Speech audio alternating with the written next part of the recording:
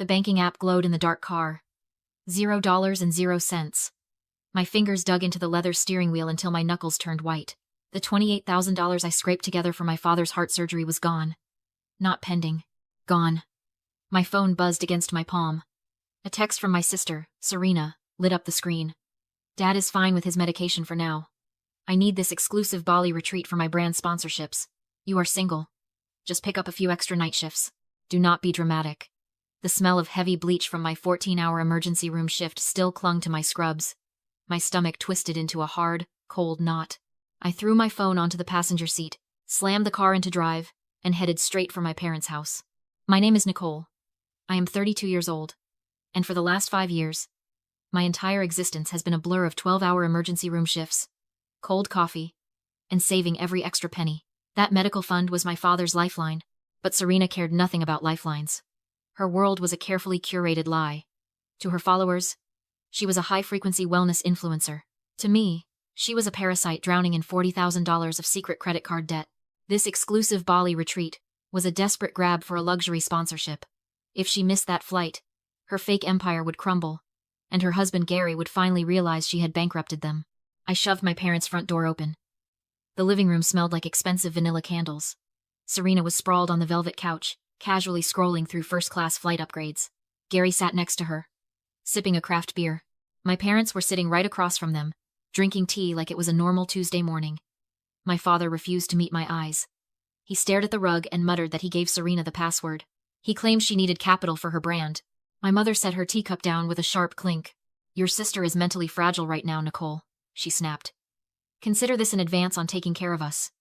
You have no mortgage and no kids. Stop being so selfish. The air in the room grew so thin my lungs burned. For years, I gave up vacations, relationships, and sleep to keep this family afloat. They looked at me and saw nothing but a walking bank account. I swallowed the burning acid in my throat. I forced the muscles in my face to relax. I curved my lips into a smooth, practiced smile. You are right, Mom, I said quietly. I turned my attention to Serena. International wire transfers can be tricky. Let me help you finalize it. The bank's VIP lounge smelled of polished leather and espresso. Serena sat across from me, her designer heel tapping a frantic rhythm against the marble floor. She checked her gold watch for the third time in 10 minutes. Her flight to Bali was in 48 hours. She needed that money cleared. Her desperation suffocated the room. I slid an iced water across the glass table toward her. I kept my voice perfectly flat. The $28,000 triggered an anti-money laundering hold. International wire transfers over 10 grand require secondary authorization. The fraud department just emailed Dad a secure DocuSign link to release the funds. Serena rolled her eyes. Her manicured nails drummed against the glass. She grabbed her phone from her purse. She already had our father's email password saved. She always did. This is ridiculous, she muttered, tapping the screen aggressively. I will just sign it for him right now. He barely knows how to open an email anyway. I leaned back into the sofa. I took a slow sip of my water. The cell service in here is terrible, I said casually. Connect to the bank's public Wi-Fi. It loads much faster. She kept her eyes glued to her screen. She joined the network, opened the federal banking link, and lazily traced our father's name across her display. Done. She sighed, tossing the phone onto the table. Now can we please wrap this up? I have a packing fitting at 2. She smiled at me. She thought she had outsmarted the system. She thought she was untouchable. She forgot I triage critical emergencies for a living. I know exactly how to document a crisis. By connecting to the bank's secure network and using her personal device, she handed the federal government her exact IP address and device ID. That simple digital signature was not a family favor. It was airtight, undeniable proof of federal bank fraud and identity theft. I smiled back at her. The trap was locked. Serena leaned back and crossed her legs. She picked up her complimentary flute of champagne. Gary raised his glass to clink against hers. They were already celebrating their luxury escape, toasting to a future bought with my sweat. The door swung open. It was not the concierge bringing their confirmed itinerary. 3 men in dark suits stepped into the room. The bank manager trailed closely behind them, his face completely drained of color. The lead agent bypassed the glass table and walked straight toward the sofa. Serena? He asked. His voice left no room for discussion. Serena lowered her champagne. The smug, untouchable grin slid right off her face. Yes? Who are you? Federal Bureau of Investigation. You are under arrest for federal bank fraud and identity theft. The glass slipped from Serena's fingers. It shattered against the floor, spraying champagne across her designer shoes. She scrambled backward against the cushions. Her breathing turned rapid and panicked. Sweat beaded instantly on her forehead. The blood rushed out of her cheeks, leaving her skin a sickly, chalky white. "Wait. No," she stammered. Her voice cracked into a high-pitched whine. "This is a misunderstanding. That is my father's account. I am authorized. We have the digital footprint of the forged transmission from your personal device," the second agent stated. He pulled a pair of steel handcuffs from his belt. "Stand up, please." Gary jumped up from the sofa. He did not step in front of his wife. He did not demand a lawyer. He backed away, pressing his spine against the far wall. He held his hands up in immediate surrender, his eyes wide with cowardice. He looked at Serena like she was a stranger holding a live grenade. The agents grabbed her arms and pulled her to her feet. The metal cuffs clicked shut around her wrists. The sharp, mechanical snap cut through the silence. She locked eyes with me. Pure, unadulterated terror stared back. The great wellness influencer fell apart right in front of me. She spent years confusing the ability to steal other people's money with actual personal superiority. She truly believed her expensive clothes and luxury retreats made her better, smarter, and more valuable than the rest of us. But power built on a stolen credit limit is just a delusion. Take away the $28,000, take away the fraudulent access, and the illusion completely shatters. There was no high-frequency energy left. There was no enlightened guru. Stripped of my father's wallet, Serena was nothing more than a desperate, pathetic parasite facing a federal prison sentence. "Nicole, tell them," she screamed, thrashing against the agent's grip as they dragged her toward the lobby. "Tell them, it is family money." I picked up my iced water. I took a slow, deliberate sip. "Family ties do not make wire fraud legal, Serena. My parents put their 3-bedroom house up as collateral to bail her out. They mortgaged their entire future to save a criminal." 48 hours later, my hospital badge flashed red at the staff entrance. It stopped scanning. 2 security guards escorted me to a sterile, windowless human resources office. The director slid a piece of paper across the desk. Someone filed an anonymous tip to the state medical board. The accusation was a career death sentence. Stealing fentanyl from the emergency room. That specific claim triggered an automatic mandatory Pyxis machine audit. I was suspended immediately, stripped of my credentials, and walked out the front doors like a thief. Serena wanted to break me. She wanted me to feel the exact same helpless panic she felt when those handcuffs clicked shut. She broke me years ago when I was a naive kid begging for a family's love. Today, I am the one holding the hammer. I was driving down the interstate when my car's Bluetooth display lit up. Serena's number. I tapped accept. Her voice flooded the cabin, dripping with arrogant triumph. "How was work today, Nicole?" "Oh, wait. You do not have a job anymore." I kept my hands perfectly still on the leather steering wheel. Above my rearview mirror, my dashcam let out a soft beep. The little red recording light blinked steadily. "Drop the federal charges right now," she sneered, the venom clear in her throat. "Or I will make sure the nursing board permanently revokes your license. I will tell them you were selling it on the street. In my state, secretly recording a phone call is a crime. But if you announce the recording, and the other person keeps talking, it becomes legally admissible consent." I spoke slowly and clearly into the microphone. "I am driving, Serena. My dashcam is actively recording this audio. Stop threatening me." Silence hung on the line for exactly 2 seconds. Then, her pure, unfiltered narcissism took over. She thought she held all the power. "I do not care who hears it," she screamed, her voice echoing off my windshield. "You ruined my life over some stupid medical fund. You drop the lawsuit, or I will destroy your entire career. You are nothing without that hospital." I smiled. A cold, quiet smile. "Thank you, Serena," I said. I tapped the screen and ended the call. She thought she was orchestrating my downfall. Instead, she just handed the district attorney a flawless, legally binding confession for federal witness intimidation. I parked directly outside the district attorney's office.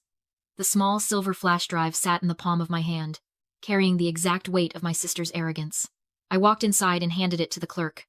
72 hours later, the federal prosecutor formally added a witness intimidation charge to Serena's indictment. The fallout was instantaneous.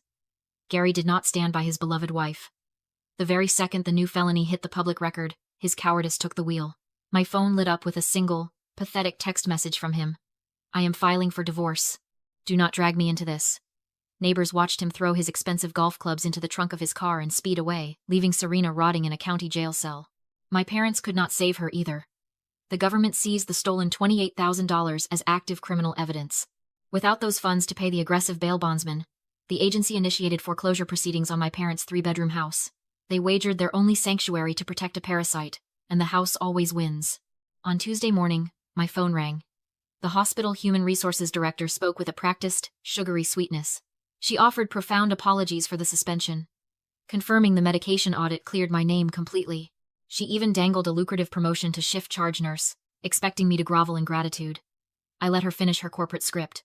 I do not work for institutions that question my integrity, I stated. I hung up the phone. By Friday afternoon, my apartment was completely empty. I signed a premium travel nursing contract 3 states away. I sat in the driver's seat of my packed car and opened my contacts list. I selected my father's name and hit block. I selected my mother's name and hit block. I tossed the phone onto the passenger seat, shifted into drive, and merged onto the open highway. No guilt. No apologies. Just the hum of the engine and the open road. The gavel struck the heavy wooden block, and the sound echoed through the federal courtroom. The judge sentenced Serena to 6 years in federal prison with eligibility for parole after 4 years. The court also ordered restitution of $42,000, covering the stolen medical fund and federal fines. Gary's divorce was finalized a month later, leaving Serena completely isolated. Back in my hometown, the fallout was absolute. The local church group, the neighbors, and the hospital staff found out about the wire fraud and the fake medication theft tip. My parents tried to show their faces at the Sunday service, but the congregation practically turned their backs. The bank foreclosed on their 3-bedroom house just before Thanksgiving. The false wellness empire Serena built crumbled into dust. 7 months after the trial, a thick envelope arrived at my new apartment in Colorado. The return address belonged to a county correctional facility. Serena wrote 9 pages. I saw the first few lines through the translucent paper. She claimed she was still my sister, that she did it all for the family, and that I owed her forgiveness. A year ago, a letter like that would have kept me awake for days, twisting my stomach into knots of guilt. Now, I felt absolutely nothing. I carried the unopened envelope to my home office and fed it straight into the paper shredder. The mechanical whirring sound was incredibly satisfying. I walked out to my balcony. The mountain air was crisp and clean. My friend Sarah stepped outside, handing me a mug of hot coffee. We were hosting a small dinner party for my new coworkers and neighbors. For the first time in my life, I was surrounded by a chosen family. These were people who respected my boundaries, who asked about my day, and who never expected me to finance their delusions. The chaos of my past felt like a lifetime away. When you grow up in a toxic environment, abusers use the concept of family as a cage. They assign you the role of the strong one, or the responsible one. They groom you to believe your only value is what you can provide for them. But breaking free taught me 3 vital rules about survival. First, blood does not make you family. Unwavering loyalty and mutual respect do. Biological accidents do not obligate you to endure abuse. Second, a true narcissist will never experience a sudden awakening and apologize. They will never stop taking until you build a concrete wall and force their hand with uncompromising legal boundaries. Third, and most importantly, the ultimate peace is found when you finally stop trying to save people who are actively holding your head underwater. I am Nicole, and I am finally free. So let me ask you a question. How much of your own life are you setting on fire just to keep a toxic bloodline warm? How many tears have you shed for people who only view you as a resource? If your sacrifice only buys their entitlement, maybe it is time to pack your bags and walk away. You deserve to heal. Tell me your story in the comments. Wow. Take a deep breath. I know exactly what you are screaming at the screen right now. You are sitting there thinking, why on earth did Nicole drive over to her parents' house instead of just calling the police the second she saw $0 in her account? Why did she smile and agree to help the sister who just robbed her blind? It is so easy to judge when you are watching from the outside. But let us break down the psychology of what actually happened here. Nicole was not stupid. And she was not weak. She was trapped in something psychologists call the slot machine effect, also known as intermittent reinforcement. Think about it. If a slot machine just took your money and never paid out, you would walk away after 5 minutes.